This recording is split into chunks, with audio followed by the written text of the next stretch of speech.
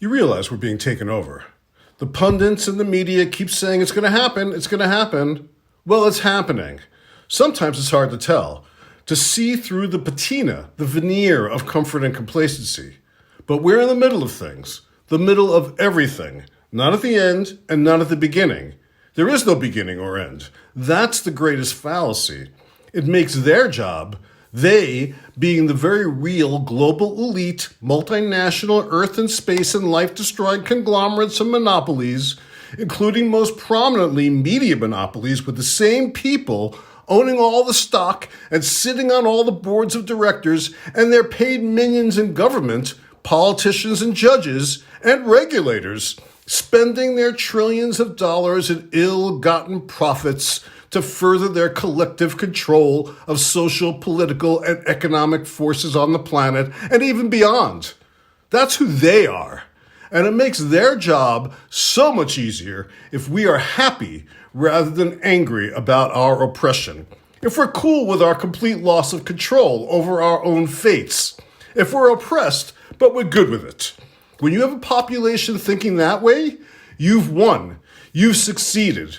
You've taken over. But somewhere inside of us, despite everything in this society trying to drown it out, we hear that inner voice. We know the truth. But the truth, the uncertainty of that difficult truth, creates anxiety, which makes us particularly responsive to the propaganda and lies we are fed, overfed, the lies we have stuffed and forced down our throats every day, even if we think it's of our own volition. It's one of the great cons, making us believe our choices are our own when they're not. And this unrelenting, unremitting, non-stop flood of lies comes from every direction.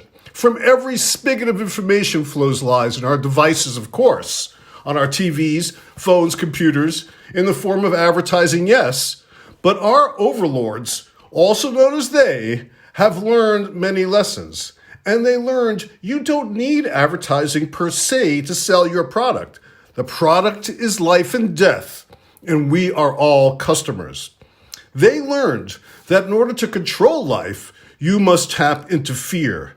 And it's the media's job, as part of that global apparatus, to sell fake fear and fake solutions.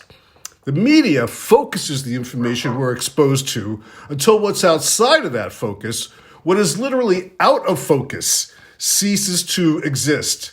And then we're caught in the web from which there's no escape, but think we're lucky to be there. And all of this works for the people in charge because it's easier to keep us in line, and it works for us because we really don't want to get out of line. We're not prepared for the consequences of stepping out of line. And it's easier to believe a soft, sweet, seductive lie than a truth that is simply too harsh to bear. What about those that don't accept their fate? What about movements of resistance? Well, Zizek said resistance is surrender. There is a certain amount of resistance built into the system. A certain amount of resistance, a socially acceptable amount of resistance, is expected and permissible.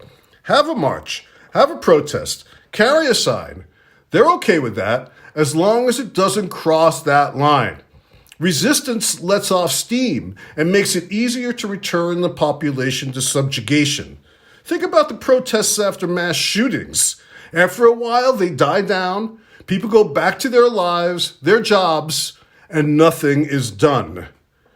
It's hard to fight Big Brother when you're carrying him around in your pocket. So how will a small minority of men sitting in the towers and business parks of hypercapitalism and repression enforce their will upon a vast majority? How do a small minority, global elitists, Christian nationalists, white supremacists, and their followers and adherents and acolytes and soldiers, how do they actually take over if they are the minority and the majority of people in the country disagree with them on virtually every issue, topic, and belief? Well, they have guns, and they will pull the guns on these large majorities, killing many almost instantaneously, making the others, the wounded, the survivors, more prone to surrender, and then all are placed in prison camps that are already set up around the country. Remember, This small cabal of men have also used these advanced mind control techniques to create an overly weaponized zombie army ready to do their bidding. And we're not just talking about the AR-15. Soon we will be talking about rockets and missiles and mortar fire or bombs or chemicals. But they're Christians. These are the Christians who turn the other cheek into, I'm going to shoot you in the face. And these are the Christians who, if Jesus actually came back talking about the poor and the hungry and the needy and love, these are the Christians that would kill the real Jesus and recast him with The Rock, a Jesus reboot. You know, at the end of the Planet of the Apes, the Statue of Liberty is buried up to its neck in the sand? The apes didn't do that. These people did that. We keep hearing that these groups are anti-democratic. They're anti-democracy. So we may be getting taken over by anti-democratic forces, but let's be clear. What they're taking over isn't exactly democracy. This isn't democracy. America is not a democracy. Far from it. And maybe that's one of the problems. Maybe if it was actually democracy, we'd be more willing to fight for it. Instead, to paraphrase Pete Townsend, new boss, old boss, same boss.